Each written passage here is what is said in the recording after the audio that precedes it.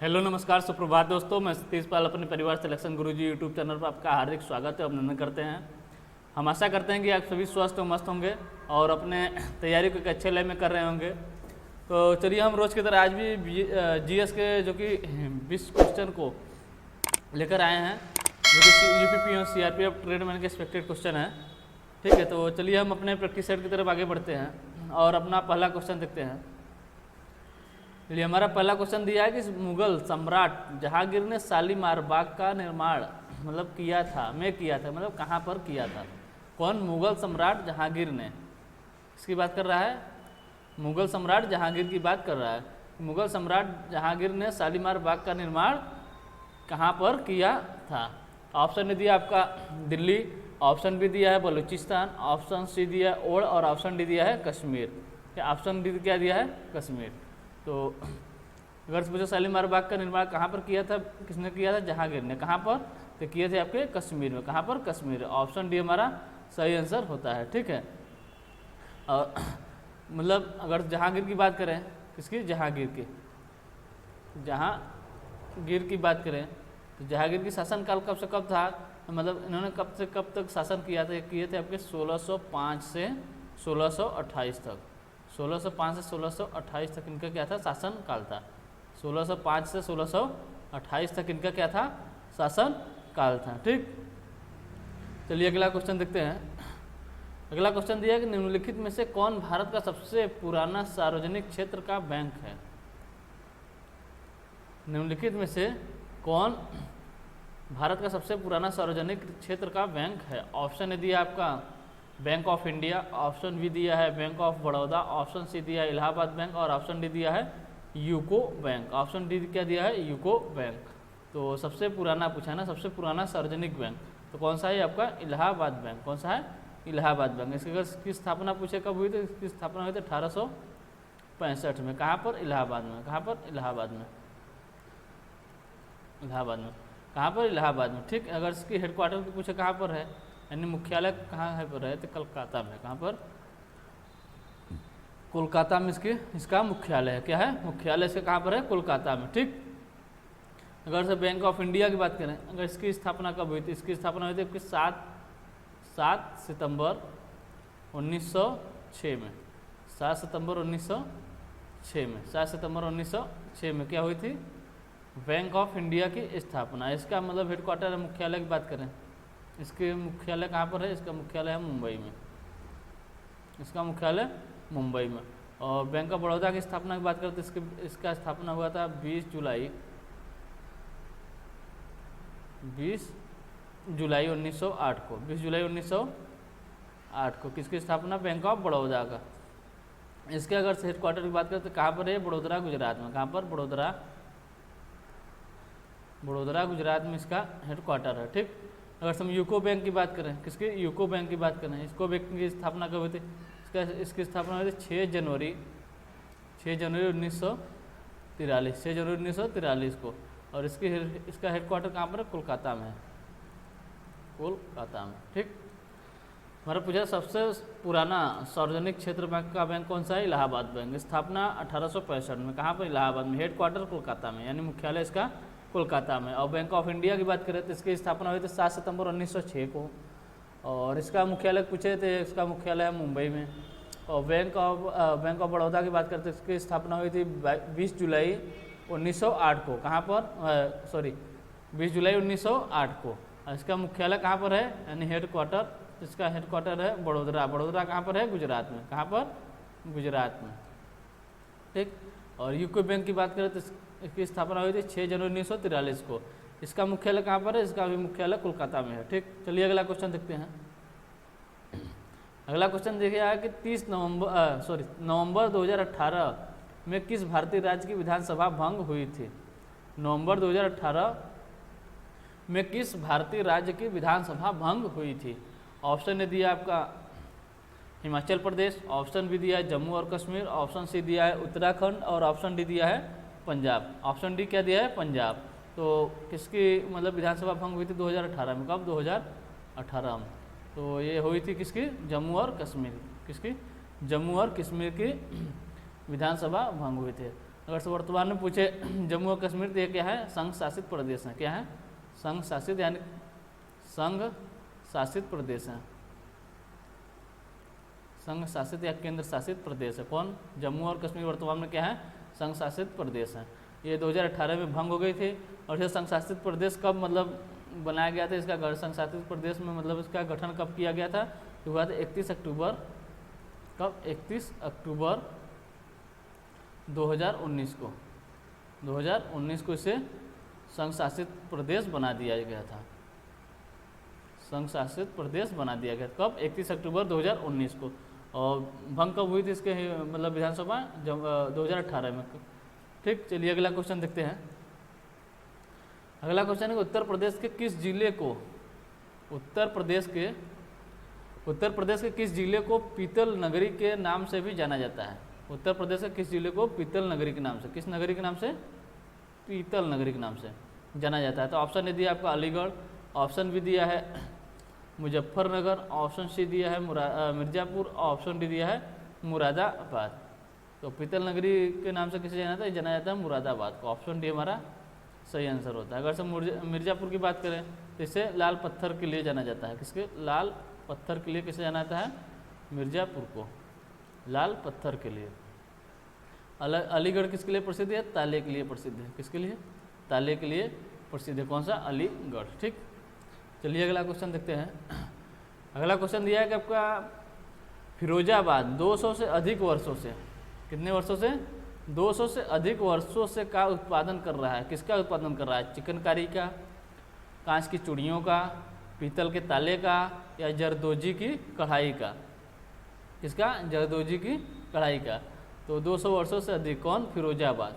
ये किसका उत्पादन कर रहा है, ये कर रहा है आपका कांच की चूड़ियों का। ऑप्शन बी हमारा सही आंसर होता है।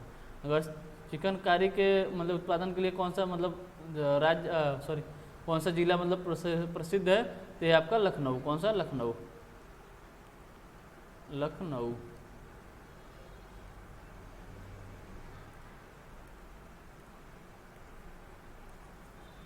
चिकनकारी के लिए कौन प्रसिद्ध है, ये प्रसिद्ध है आपका लखनऊ। लखनऊ किसके लिए, चिकनकारी के लिए। और पीतल के ताले यानी ताले के लिए कौन प्रसिद्ध है, तो ये आपका अलीगढ़,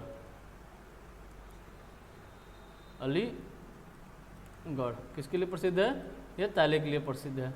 और जरदोजी की कढ़ाई के लिए कौन प्रसिद्ध है, इसके लिए कई जिले मतलब हैं, कई जिलों में मतलब इसकी कार्य होती है। तो कौन कौन सा, जैसे लखनऊ हो गया, लखनऊ का, एमपी का भोपाल हो गया, लखनऊ, भोपाल, दिल्ली है, आगरा है, दिल्ली, आगरा, अजमेर, चेन्नई, चेन्नई और कश्मीर। कौन सा, कश्मीर। ठीक, पूछ रहा है कि फिरोजाबाद 200 से अधिक वर्षों से किसका उत्पादन कर रहा है, तो ये कर रहा है कांच की चूड़ियों का। चिकनकारी की बात करते हैं कहाँ पर, लखनऊ में। पीतल के ताले की बात करते हैं कहाँ पर, अलीगढ़ में। जरदोजी की कढ़ाई लखनऊ, भोपाल, दिल्ली, आगरा, अजमेर, चेन्नई और कश्मीर में मतलब होता है। ठीक, चलिए अगला क्वेश्चन देखते हैं। अगला क्वेश्चन है चित्रकूट जलप्रपात भारत के किस राज्य में स्थित है। कौन सा, चित्रकूट जलप्रपात भारत के किस राज्य में स्थित है।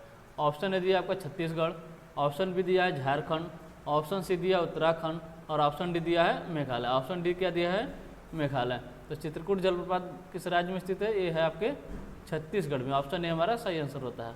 उसे छत्तीसगढ़ में कहाँ पर थे, छत्तीसगढ़ के बस्तर जिला में।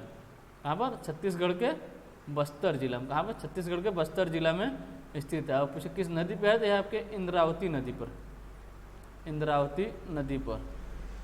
कौन सा, चित्रकूट जलप्रपात किस नदी पर, इंद्रावती नदी पर। कहाँ पर, छत्तीसगढ़ के बस्तर जिले में। और इसी मतलब चित्रकूट जलप्रपात को ही भारत का नियाग्रा जलप्रपात कहते हैं। भारत का नियाग्रा जलप्रपात कहते हैं। भारत का नियाग्रा जलप्रपात कहते हैं, जिसे चित्रकूट जलप्रपात को भारत का नियाग्रा जलप्रपात कहते हैं। अगर पूछे नियाग्रा जलप्रपात वास्तव में कहाँ पर है, तो ये आपके यूएसए, कहाँ पर, अमेरिका, यानी यूएसए और कनाडा के सीमा पर, यूएसए और कनाडा के सीमा पर कौन सा है, नियाग्रा जलप्रपात है। यूएसए और कनाडा के सीमा पर नियाग्रा जलप्रपात है। अब पूछे नियाग्रा जलप्रपात कहाँ, मतलब किस नदी पर है, तो यह आपके सेंट लॉरेंस नदी पर, सेंट लॉरेंस नदी पर, सेंट लॉरेंस नदी पर कौन सा जलप्रपात है, आपका नियाग्रा जलप्रपात,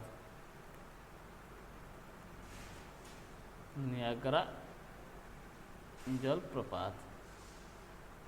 ठीक, फिर से एक बार देख लेते हैं। पूछा था कि चित्रकूट जलप्रपात भारत के किस राज्य में है, तो यह आपके छत्तीसगढ़ में, छत्तीसगढ़ के बस्तर जिले में। किस नदी पर है, तो यह आपके इंद्रावती नदी पर। और चित्रकूट जलप्रपात को ही भारत का नियाग्रा जलप्रपात कहा जाता है। और वास्तव में अगर पूछे नियाग्रा जलप्रपात है कहाँ, तो यह आपके यूएसए प्लस कनाडा के सीमा पर स्थित है। किस नदी पर है, तो यह सेंट लॉरेंस नदी पर। ठीक, चलिए अगला क्वेश्चन देखते हैं। अगला क्वेश्चन दिया कि निम्नलिखित में से कौन सा शहर गोदावरी नदी के तट पर स्थित नहीं है। निम्नलिखित में से कौन सा शहर गोदावरी नदी के तट पर स्थित नहीं है। ऑप्शन दिया है आपका नासिक, ऑप्शन बी दिया है नवसारी, ऑप्शन सी दिया औरंगाबाद, ऑप्शन डी दिया है निजामाबाद। किसकी बात कर रहा है, गोदावरी नदी पर के तट पर कौन सा शहर, मतलब गोदावरी नदी पर कौन सा शहर स्थित नहीं है। तो कौन सा नहीं है, ये आपका नवसारी, नवसारी। बाकी नासिक हो गया, औरंगाबाद हो गया और निजामाबाद, ये सब मतलब गोदावरी नदी के तट पर स्थित हैं, लेकिन नवसारी गोदावरी नदी के तट पर स्थित नहीं है। तो यह किस नदी पर है, यह आपके पूर्णा नदी पर है। पूर्णा नदी पर कौन सा है, नवसारी शहर है। किस नदी पर, पूर्णा नदी पर नवसारी शहर है। अब पूछे इसका लोकेशन, तो ये सूरत और मुंबई के बीच में पड़ता है नवसारी, सूरत और मुंबई के बीच में पड़ता है क्या, नवसारी। अगर हम गोदावरी नदी की बात करें तो इसका उद्गम स्थल कहाँ से है, तो यह आपके महाराष्ट्र, कहाँ पर, महाराष्ट्र, महाराष्ट्र के नासिक जिले के त्रियंबकम पहाड़ी से, नासिक के त्रियंबक पहाड़ी से, कौन से, त्रियंबक पहाड़ी से निकलती है, त्रियंबक पहाड़ी से निकलती है। और इसकी लंबाई पूछे तो इसकी लंबाई आपकी 1465 किमी, 1465 किमी इसकी लंबाई है, 1465 किमी इसकी लंबाई है। और गंगा के बाद भारत की दूसरी सबसे लंबी नदी है। किसके बाद, गंगा के बाद भारत की दूसरी सबसे, गंगा के बाद भारत की दूसरी सबसे लंबी नदी है, दूसरी सबसे लंबी नदी, सबसे लंबी नदी है। ठीक, मतलब पूछा था कि गोदावरी नदी के तट पर कौन सा शहर स्थित नहीं है। ऑप्शन ए दिया था आपका नासिक, ऑप्शन बी दिया था नवसारी, ऑप्शन सी दिया औरंगाबाद, ऑप्शन डी दिया निजामाबाद। कौन सा शहर नहीं, मतलब कौन सा शहर नहीं स्थित है, तो ये आपका नवसारी। नवसारी कहाँ है, पूर्णा नदी पर। ठीक, कहाँ पर, सूरत और मुंबई के बीच में। और गोदावरी नदी की बात करें तो महाराष्ट्र के नासिक के त्रियंबक पहाड़ी से निकलती है। इसकी लंबाई है 1465 किमी। यह गंगा के बाद भारत की दूसरी लंबी, सबसे लंबी नदी है। ठीक, चलिए अगला क्वेश्चन देखते हैं। अगला क्वेश्चन दिया कि रविंद्रनाथ टैगोर ने, कौन, रविंद्रनाथ टैगोर ने, रविंद्रनाथ टैगोर ने निम्नलिखित में से किस देश का राष्ट्रीय गान लिखा। ऑप्शन ए दिया आपका चीन, ऑप्शन बी दिया है म्यांमार, ऑप्शन सी दिया है भूटान और ऑप्शन डी दिया है बांग्लादेश। ऑप्शन डी क्या दिया है, बांग्लादेश। तो रविंद्रनाथ टैगोर ने निम्नलिखित में से किस देश का राष्ट्रीय गान लिखा। किसका लिखा था, लिखे थे बांग्लादेश का। किसका, बांग्लादेश का। ऑप्शन डी हमारा सही आंसर होता है। ठीक, अगर बांग्लादेश का मतलब राष्ट्रगान क्या है, तो है आपका अमार सोनार बांग्ला, अमार सोनार बांग्ला, ये क्या है, बांग्लादेश का राष्ट्रीय गान है। ठीक, अमार सोनार बांग्ला, ये कहाँ का है, बांग्लादेश का आपका राष्ट्रीय गान है। ठीक, अगर से बांग्लादेश की बात करें, बांग्लादेश की राजधानी क्या है, तो राजधानी क्या है इसकी, कैपिटल है इसकी ढाका, कैपिटल क्या है इसका, ढाका है इसकी कैपिटल है। ठीक है, यहाँ का राष्ट्रीय पशु की बात करें तो राष्ट्रीय पशु क्या है इसका, royal Bengal tiger, royal Bengal royal Bengal tiger ये क्या है, यहाँ का राष्ट्रीय पशु है। राष्ट्रीय पशु यहाँ क्या है, रॉयल बंगाल टाइगर। अगर से पूछे इसके स्थान मतलब वो स्वतंत्रता दिवस कभी मनाते हैं, तो मनाते हैं आपके 25 मार्च को। 25 मार्च को ये स्वतंत्रता दिवस मनाते हैं। कब? 25 मार्च को।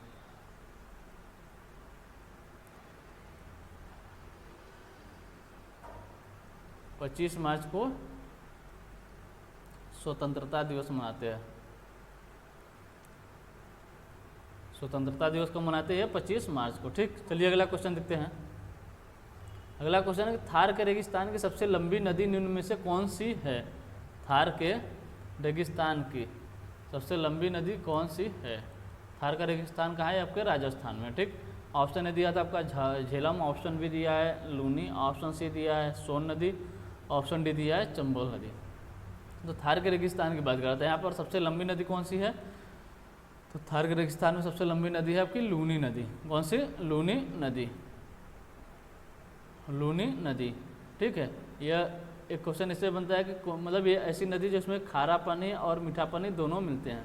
खारा और मीठा पानी दोनों कौन सी नदी होती है? यह है आपकी लूनी नदी, जो कि खारा और मीठा पानी दोनों देती है। अगर पूछे कहाँ से निकलती है, तो निकलती है अजमेर। किसके पास? अजमेर के पास अरावली पर्वत की रेंज से, जो कि पुष्कर घाटी से निकलती है। इसमें अजमेर शहर के पास है अरावली पर्वत की रेंज। अरावली पर्वत के पुष्कर घाटी से निकलती है। कहाँ से? पुष्कर घाटी से। पुष्कर घाटी से निकलती है। ठीक है, कौन सी नदी? लूनी नदी। और ये कहाँ पर समाप्त होती है? जाके कच्छ के रण में समाप्त हो जाती है। कच्छ के ये कहीं जाकर गिरती नहीं, मतलब सूख जाती है कच्छ के रण में। कच्छ के रण में जाकर समाप्त हो जाती है। ठीक, चलिए अगला क्वेश्चन देखते हैं। अगला क्वेश्चन कि भारतीय संविधान का 74वां संविधान संशोधन अधिनियम 1992 निम्न में से किससे संबंधित है? कौन सा? 74वां संविधान संशोधन निम्न में से किससे संबंधित है? ऑप्शन दिया आपका नगर पालिका, ऑप्शन बी दिया है आपातकालीन प्रावधान, ऑप्शन सी दिया है नागरिकता और ऑप्शन डी दिया है मौलिक कर्तव्य। क्या? मौलिक कर्तव्य। तो 74वां संविधान संशोधन की बात करा तो अधिनियम में किससे संबंधित है? नगर पालिका से संबंधित है। किससे? नगर पालिका से। ठीक, ऑप्शन ये हमारा सही आंसर होता है। अगर से आपातकालीन प्रावधान की बात करें तो कहाँ से लिया गया है? तो लिया गया 1935 के अधिनियम से। 1935 के अधिनियम से क्या लिया गया है?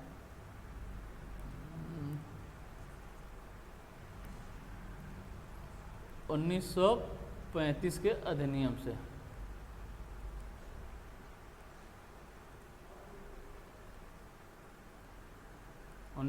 के अधिनियम से कौन क्या लिया गया है? ये लिया गया आपका आपातकालीन प्रावधान। अगर नागरिकता की बात करें तो कहाँ से लिया गया है? इंग्लैंड के संविधान से। इंग्लैंड के संविधान से मतलब क्या लिया गया? नागरिकता, जो कि एकल नागरिकता की बात की गई है। एकल नागरिकता।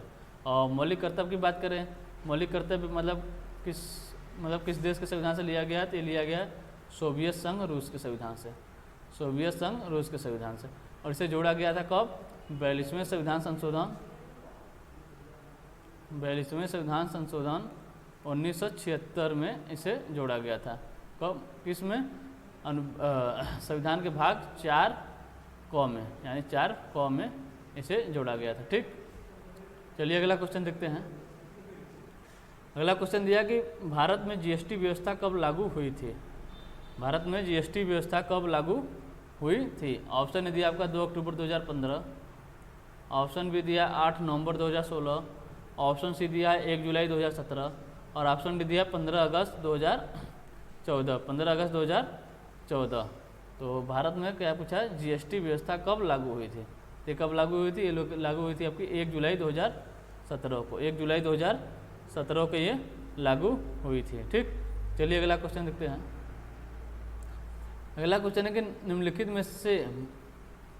में से आई एम नो मसीहा, क्या आई एम नो मसीहा किसकी पुस्तक है? आई एम नो मसीहा पुस्तक किसकी है? आई एम नो मसीहा किसकी पुस्तक है? ऑप्शन दिया आपका सोनू सूद, ऑप्शन बी दिया है पंकज कपूर, ऑप्शन सी दिया अनुपम खेर, ऑप्शन डी दिया है इमरान हाशमी, ऑप्शन डी दिया है इमरान हाशमी। तो ये पुस्तक किसकी है? एक पुस्तक है आपके सोनू सूद की। ऑप्शन ये हमारा सही आंसर होता है। अगर पूछे पंकज कपूर की कौन सी पुस्तक है, यहाँ पे यहाँ कौन सी है? ये है आपकी दोपहरी। दोपहरी पुस्तक की बात करें किसकी है? ये है पंकज कपूर की। और अनुपम खेर की बात करें तो इनकी पुस्तक है आप खुद ही बेस्ट हैं। क्या है? आप खुद ही बेस्ट हैं, आप खुद ही बेस्ट हैं। और इमरान हाशमी की बात करते हैं, उनकी पुस्तक है द किस ऑफ लाइफ, द किस ऑफ लाइफ। ये किसकी पुस्तक है? ये पुस्तक है आपकी इमरान हाशमी की। ठीक, चलिए अगला क्वेश्चन देखते हैं। अगला क्वेश्चन है कि 1861 में भारतीय पुरातत्व सर्वेक्षण की स्थापना किसके द्वारा की गई थी? ऑप्शन ए दिया आपका गिरीश कुमार, ऑप्शन बी दिया है जयंती पटनायक, ऑप्शन सी दिया है सौरभ कुमार और ऑप्शन डी दिया अलेक्जेंडर कनिंघम या अलेक्जेंडर कनिंघम। तो किसके द्वारा की गई थी? ये की गई थी अलेक्जेंडर कनिंघम के द्वारा। ऑप्शन डी हमारा सही आंसर होता है। और इस पूछे अगर से भारतीय पुरातत्व सर्वेक्षण का मुख्यालय यानी हेड क्वार्टर या हेड क्वार्टर कहाँ है? तो ये आपका दिल्ली में। कहाँ पर? दिल्ली में। भारतीय पुरातत्व सर्वेक्षण का मुख्यालय कहाँ पर है? ये आपके दिल्ली में। इसकी मतलब स्थापना किसने की थी? ये किए थे आपके अलेक्जेंडर कनिंघम ने। किसने? अलेक्जेंडर कनिंघम ने। यानी ऑप्शन डी हमारा सही आंसर होता है। ठीक, चलिए अगला क्वेश्चन देखते हैं। अगला क्वेश्चन है गठिया जोड़ों के दर्द और पैर की बीमारी से पीड़ित हाथियों के लिए हाइड्रोथेरेपी उपचार केंद्र कहाँ खोले गए हैं? गठिया जोड़ों के दर्द और पैर की बीमारी से पीड़ित हाथियों के लिए हाइड्रोथेरेपी उपचार केंद्र कहाँ खोले गए हैं? ऑप्शन ए दिया आपका मथुरा, ऑप्शन बी दिया है कोचीन, ऑप्शन सी दिया है देहरादून और ऑप्शन डी दिया है रायपुर। ऑप्शन डी दिया है रायपुर। तो कहाँ पर खोले गए हैं? एक खोले गए आपके मथुरा में। कहाँ पर? मथुरा में। ठीक, और यह क्या है? भारत का पहला क्या? भारत का पहला हाथी अस्पताल है। भारत का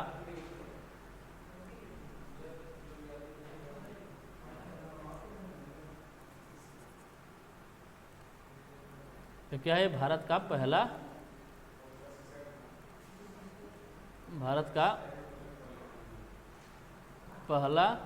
हाथी अस्पताल है। भारत का पहला हाथी अस्पताल कौन सा है? मतलब मथुरा में खोला। कहाँ पर खोला गया? ये मथुरा में खोला गया है। ठीक, इसी प्रकार एक कछुआ पुनर्वास केंद्र, ये कहाँ पर है? ये है आपके भागलपुर बिहार में। कौन सा? कछुआ पुनर्वास केंद्र। पुनर्वास केंद्र ये कहाँ पर खोला गया है? ये खोला गया आपका भागलपुर बिहार में। भागलपुर बिहार कछुआ पुनर्वास केंद्र कहाँ पर? भागलपुर बिहार में। अब पूछे अगर से भारत का पहला गिद्ध संरक्षण केंद्र कहाँ खोला गया है? भारत का पहला क्या? गिद्ध संरक्षण केंद्र। संरक्षण केंद्र ये कहाँ पर है? पिंजौर हरियाणा में। कहाँ पर? पिंजौर हरियाणा में। अगर पूछे यूपी का पहला, यहाँ पर यूपी का पहला गिद्ध संरक्षण केंद्र, गिद्ध संरक्षण केंद्र, यूपी का पहला गिद्ध संरक्षण केंद्र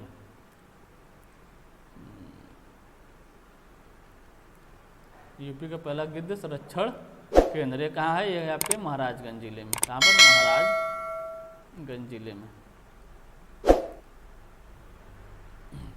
भारत का गिद्ध संरक्षण केंद्र कहाँ पर? ये पिंजौर हरियाणा में। और यूपी का पूछे तो ये महाराजगंज में। ठीक, अगर पूछे कछुआ पुनर्वास केंद्र कहाँ थे? भागलपुर बिहार। और पूछा था आपका गठिया जोड़ों के लिए मतलब यानी हाथी का पहला अस्पताल कौन सा है? कहाँ पर खोला गया? तो मथुरा में खोला गया है। ठीक, चलिए अगला क्वेश्चन देखते हैं। अगला क्वेश्चन है कि रवि कुमार दहिया का संबंध निम्न में से किस खेल से है? इसका रवि कुमार दहिया का संबंध किस खेल से है? ऑप्शन ए दिया आपका हॉकी, ऑप्शन बी दिया है धावक, ऑप्शन सी दिया है कुश्ती और ऑप्शन डी दिया है तीरंदाज से। तो रवि कुमार दहिया का संबंध किससे है? तो ये आपके कुश्ती से। किससे है? कुश्ती से। अब पूछे अगर से कुश्ती से और कौन कौन से हैं? इसमें आपके विनेश फोगाट, कौन से हैं? विनेश फोगाट, ये सब किससे संबंधित हैं? विनेश फोगाट, साक्षी मलिक,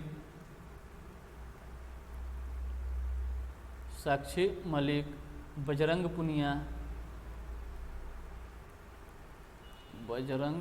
पुनिया, ये सब किससे संबंधित है? ये सब कुश्ती से संबंधित है। अगर से हॉकी की बात करें, हॉकी से कौन कौन मतलब संबंधित हैं? तो यहाँ आपके एक हैं आपके रानी रामपाल,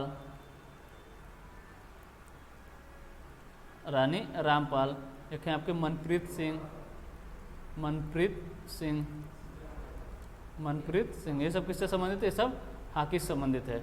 अगर से धावक की बात करें तो यहाँ पर हो जाएंगे आपके द्युति चंद, हिमा दास, पीटी उषा, ये सब किससे संबंधित है? ये सब किससे? धावक से संबंधित है। और तीरंदाज की बात करें तो यहाँ पर दीपिका कुमारी के संबंध किससे है? तो यहाँ आपकी तीरंदाज से। ठीक, चलिए अगला क्वेश्चन देखते हैं। अगला क्वेश्चन दिया कि भारत में पहली बार किस राज्य में इलेक्ट्रॉनिक वोटिंग मशीन यानी ईवीएम का इस्तेमाल किया गया? भारत में पहली बार किस राज्य में इलेक्ट्रॉनिक वोटिंग मशीन ईवीएम का प्रयोग किया गया? ऑप्शन दिया आपका पश्चिम बंगाल, ऑप्शन बी दिया है केरल, ऑप्शन सी दिया है कर्नाटक और ऑप्शन डी दिया है तमिलनाडु। तो किसकी बात कर रहा है? EVM machine, electronic voting machine. तो इसका सबसे पहली बार भारत में किस राज्य में प्रयोग हुआ? तो ये हुआ था केरल में। कब हुआ था? यह तो 1982 में। और किस मतलब कौन से विधानसभा? तो पारूर विधानसभा में इसका प्रयोग किया गया था। पारूर विधानसभा में इसका प्रयोग किया गया था। कब? 1982 में। ठीक, अगर पूछे एक ईवीएम में कितने वोट मतलब डाले जा सकते हैं? तो कितने वोट डाले जा सकते हैं? ये डाले जा सकते हैं 3840 वोट डाले जा सकते हैं। ठीक, चलिए अगला क्वेश्चन देखते हैं। अगला क्वेश्चन दिया कि पर्यावरण की रक्षा के लिए पहला आधिकारिक अंतर्राष्ट्रीय कदम निम्नलिखित में से कौन सा है? पहला आधिकारिक अंतर्राष्ट्रीय कदम निम्नलिखित में से कौन सा है? किसके लिए? पर्यावरण की रक्षा के लिए। ऑप्शन ए दिया आपका नैरोबी घोषणा, ऑप्शन बी दिया पृथ्वी शिखर सम्मेलन, ऑप्शन सी दिया स्टॉकहोम सम्मेलन और ऑप्शन डी दिया है आपका वियना सम्मेलन। ऑप्शन डी क्या दिया है? वियना सम्मेलन। तो पूछा कि मतलब कौन सा पहला कदम है? तो यह है आपका स्टॉकहोम सम्मेलन। ये कब हुआ था? ये हुआ था 5 जून 1972 को। 5 जून 1972 को हुआ था। ठीक, इसमें कितने देश शामिल हुए थे? तो इसमें 109 देश ने भाग लिया था, 109 देश ने। और यही इस पर मतलब 5 जून 1973 से पर्यावरण दिवस मनाया जाता है। 1973 से। कब? 1973 से क्या मनाया जाता है? पर्यावरण दिवस। 1973 5 जून 1972 को यहाँ पर मतलब सम्मेलन हुआ था। कौन सा? स्टॉकहोम सम्मेलन। इसमें टोटल देश 109 देशों ने भाग लिया था। कब? 5 जून 1972 को। और 5 जून 1973 से 5 जून को 1973 से 5 जून को पर्यावरण दिवस मनाया जाता है। तभी से शुरू हुआ था। कौन सा? पर्यावरण दिवस। पर्यावरण दिवस। ठीक, चलिए अगला क्वेश्चन देखते हैं। अगला क्वेश्चन दिया कि निम्न में से किस दिन विश्व रोगी सुरक्षा दिवस मनाया जाता है? निम्न में से किस दिन विश्व रोगी सुरक्षा दिवस मनाया जाता है? ऑप्शन ए दिया आपका 17 सितंबर, ऑप्शन बी दिया है 20 सितंबर, ऑप्शन सी दिया 21 सितंबर, ऑप्शन डी दिया है 16 सितंबर। कौन सा दिवस पूछा है? विश्व रोगी सुरक्षा दिवस। ये कब मनाया था? मनाया था आपका 17 सितंबर, यानी ऑप्शन ए हमारा सही आंसर होता है। और 20 सितंबर की बात करें तो यहाँ पर होता है आपका आरपीएफ स्थापना दिवस। आरपीएफ स्थापना, आरपीएफ स्थापना दिवस कब मनाया जाता है? मनाया जाता है आपका 20 सितंबर को। कब? 20 सितंबर को। 21 सितंबर की बात करें तो यहाँ पर आपका अंतर्राष्ट्रीय शांति दिवस।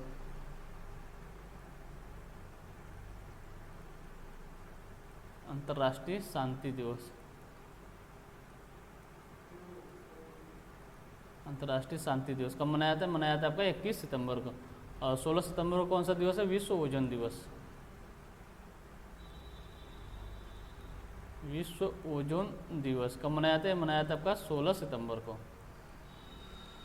विश्व ओजोन दिवस 16 सितंबर को मनाया जाता है। ठीक, चलिए अगला क्वेश्चन देखते हैं।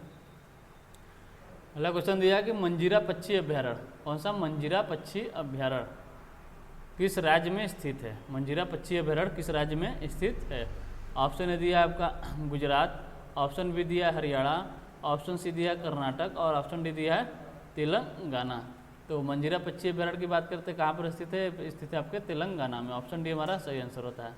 अगर गुजरात की बात करते हैं यहाँ पर कौन सा? यहाँ पे है नल सरोवर पक्षी विहार। कौन सा? नल सरोवर, नल सरोवर पक्षी विहार,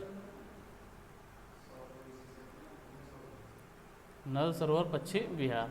और हरियाणा में पूछे तो हरियाणा में कौन सा है? सुल्तानपुर पक्षी विहार, सुल्तानपुर।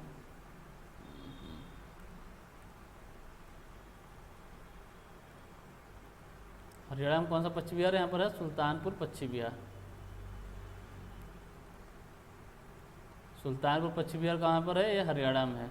अगर से कर्नाटक की बात करें यहाँ पर है आपके घट प्रभा, घट प्रभा पक्षी विहार। और एक है आपका कौन सा है? मतलब